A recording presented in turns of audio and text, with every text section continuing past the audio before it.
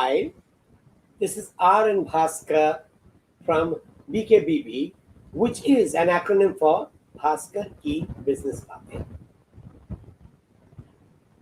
Come, we are glad you're here after a long weekend, the first day of the week, and typically this program begins with a short reminder on please click the subscribe button if you're not subscribed already.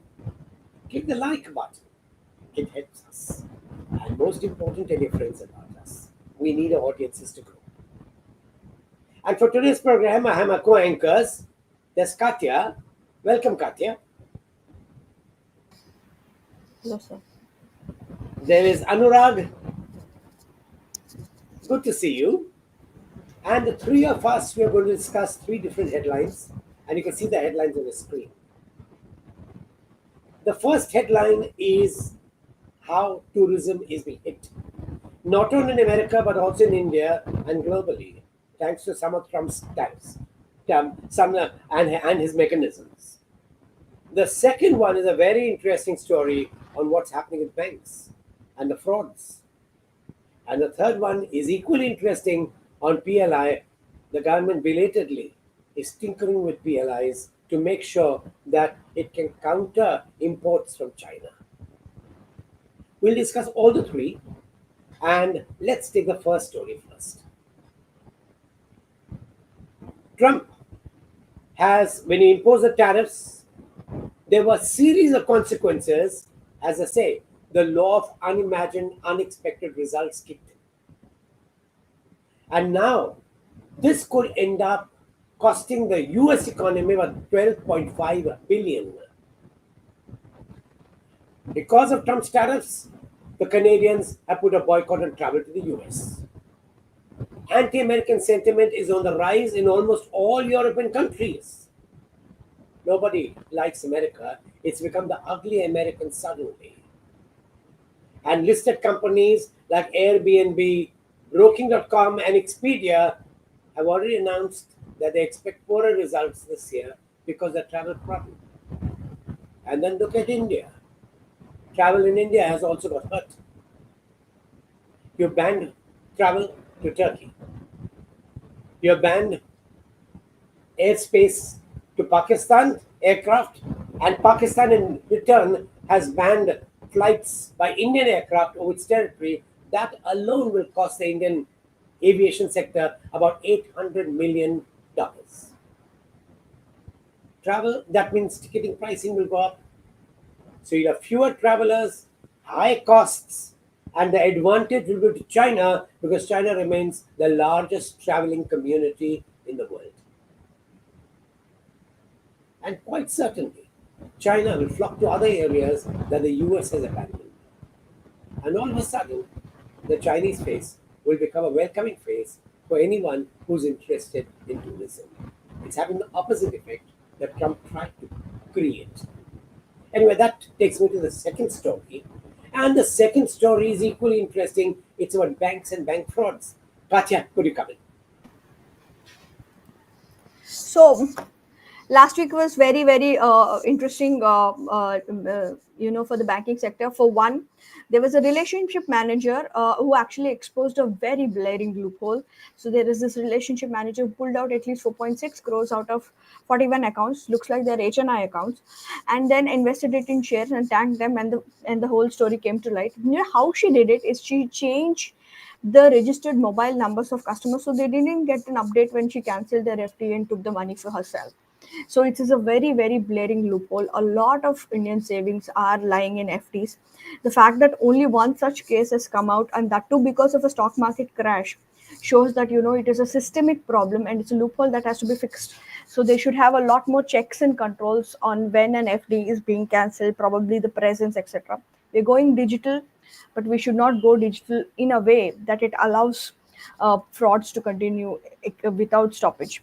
So this is one side of the second side of the story is the ongoing Lilavati trust scam, financial fraud. Lilavati is a top hospital in Bombay. It's located in Bandra, and that trust has been going through a lot of issues. It's been over 6 months. since the whole issue has started about former trustees utilizing its funds and engaging in lots of nefarious activities.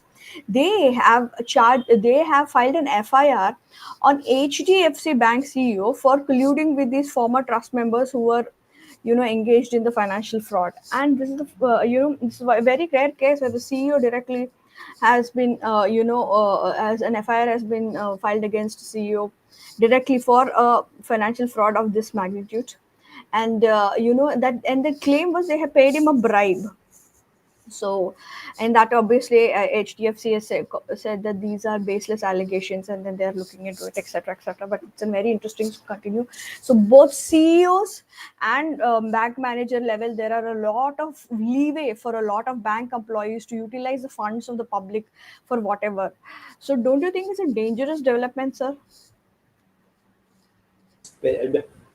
Dangerous development, because you'll see the most of the frauds are against senior citizens who don't go to the bank very often, assume the money is safe, and a relationship manager knows that nobody is looking at the accounts, can siphon out money.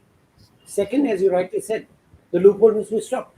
When there's an attempt to change the number, there must be certain processes followed, and not just blindly. The software should not accept a change in number unless back office checks up by ringing up the person directly or getting an email directly. But there must be processes. And the third thing, when it comes to the Lilavati thing, it's a horrendous story. I don't know if they remember, just about a month ago, the one of the warring trustees said, please dig under the ground of each trustee's office. And someone had put Bones and others to start occult sciences to mesmerize the existing trustees. Very That's ghoulish. a ghoulish, yes. And there were human bones under the chairs in each of the trustees. So someone was playing some games. Lilavati is a frightening scandal where where relatives have tried to cheat relatives, and where you've used black magic to make sure that you get your nefarious ways. I do not know how much of truth is in this allegation also that HDFC's managing director is involved, because they are wild, they are crazy, and accusations been flying left, right, center. But yes, It's banking, unhinged. yes, and banking needs to be strengthened. There's one more little thing: bank lockers. Every locker, when you surrender a locker, the locks need to be changed. Many banks don't change the locks and give the key to the next person. That key was with the bank manager for a certain amount of period time. And many crafty people get copies of the key, and then afterwards, unsuspectingly, they open the locker of the client because they've got a duplicate key, and they pull out whatever valuables they want. Lockers also need to be strengthened. So many places. And lastly, just remember one more thing. When the Nirav Modi case came in, when the LOUs were given, they did not go to the central registry. Someone had allowed the software to be tinkered with so that transactions wouldn't get reflected in the central registry. And no case has been filed against the software developers or the people who have done it. So much for banking. But thanks, Katya. Very interesting, very, very interesting case.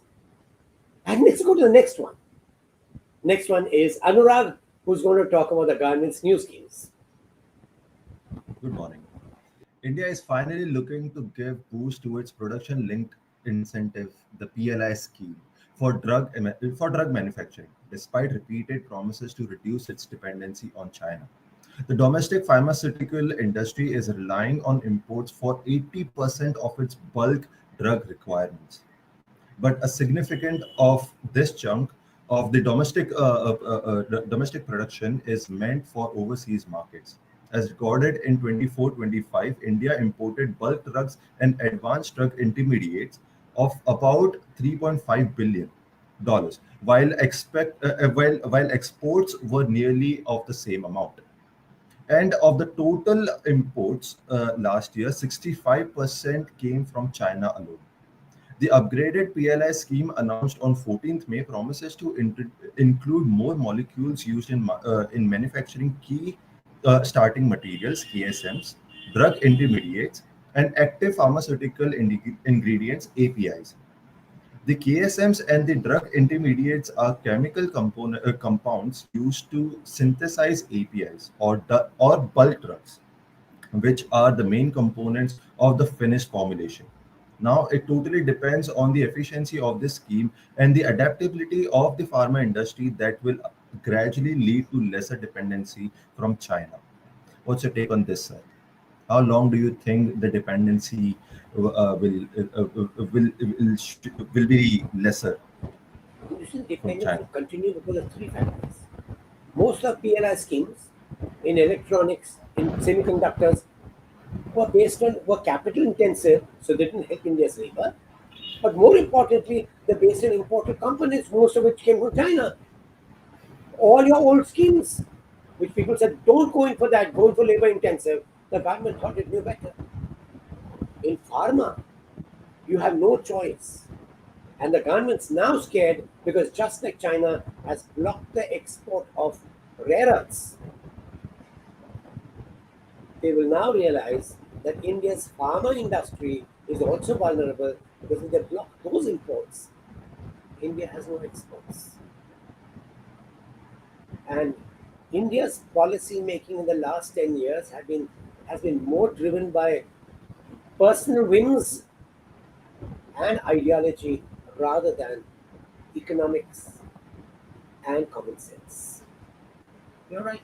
It's going to be very difficult in the coming days. And that, in a way, brings me to the end of today's session. But there are some questions. And the first question is for Katya. Katya, how do you. And the question is that banks play a very important role. You can't do without banking. What can be done to protect citizens? An So open question.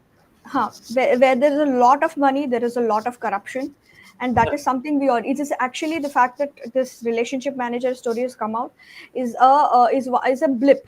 This is an open secret across banking circles. People who work at banks and they're closely related to them, they know this happens very regularly. Managers pulling out of money from accounts, and she broke FDs. There is current accounts, savings accounts. It's much easier to do these things.